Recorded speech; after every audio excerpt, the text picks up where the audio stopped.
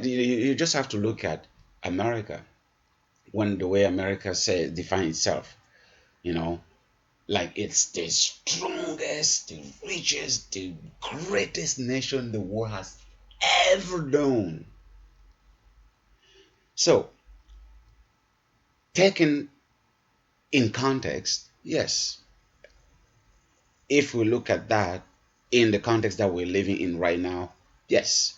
But if we contextualize everything, I don't think it might completely be true, because every superpower, every empire at a given moment was the greatest nation the world had ever known at that given moment.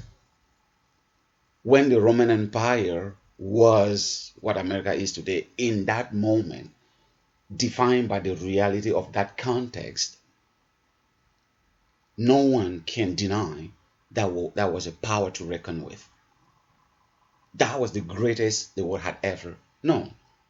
And if you look other empire before the Roman Empire, so if you contextualize, you can see that it's pretty much relative. Now the power, I will give it to America, the power of destruction is higher. I can agree with that. The power of destruction today is higher compared to how people were doing war in those days. Yes, we discovered the atomic bomb. We have weapons that can destroy the world in seconds and all that. We did not have that. Yes, if we take that, yes, we can say it's more destructive. But that is one element. That's one element. That if we want to compare contextually and relative to the time of each empire, I would not necessarily agree with that statement. So everything is relative. Do you see what I mean? That energy has always existed, had been used for different reasons that were not necessarily designed to destroy at a massive scale, right? It came out of Germany during the World War, when the German physicists, scientists, wanted to dominate the world and basically destroy the whole world. And if you go back and look First World War and Second World War and see the kind of weapon Germany was experimenting and developing, these people were ahead of time. America, Russia, and all that's just like secondary to the brain that the Germans had at the time. Like even in the First World War, go look the way the creativity. Sometimes I watch those documentaries, I'm like, wow. In those days, those Germans were already like really, really ahead of their time. Like the long cannon, like they would really literally design and build a cannon, a gun that has a very long, like really, really, like you can see they are carrying that machine to the battlefield, and you can see how they point that cannon really high in space, because they were already thinking if it's long like this, really, it can project the bullet way far and destroy. That's before they even thought about any nuclear or anything. So that is already how original Germans were already thinking in terms of that, and develop even the thinking further and further and further until that German physicists developed the first atomic bomb, nuclear bomb that he went to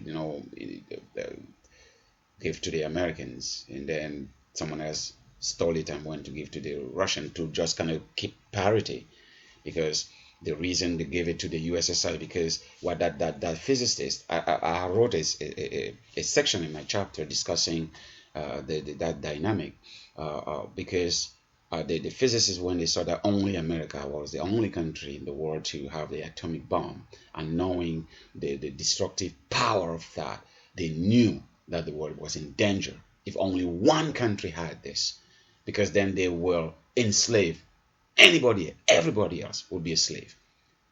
That is how that physicist, this is just because the class is the meeting is a different thing. I would have gone into the detail to show you how the guy was thinking. Like, no, there has to be some kind of parity, and that's why he went to the USSR and gave them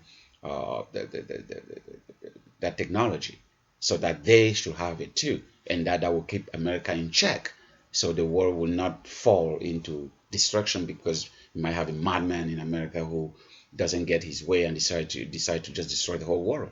And as soon as and that is why in Vietnam, the U.S. didn't drop the atomic bomb when they were entangled there and wanted to wipe out that country. And then because they thought it was still the first one, the only one with the bomb, and then but at the same time, the Soviet Union detonated the biggest atomic bomb ever. Even America did not have that.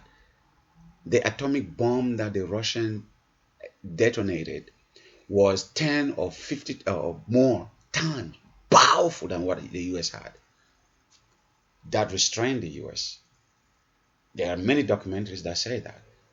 Then they realized, okay, if we want to win this, we have to do it conventional weapon. Because if we drop the atomic bomb, because Vietnam was supported by the communists, by the Soviet and all that. If we drop the atomic bomb here, they have one, they will retaliate. So we cannot go that route. That was what saved the use of atomic bomb on Vietnam. Like it could have been used there just the way it was used in Nagasaki, in Hiroshima. So yeah. So just to tell you the mindset of those Europeans, the destructiveness. Why didn't such a thing come from any other culture? Why did they have to come from the heart of Europe? So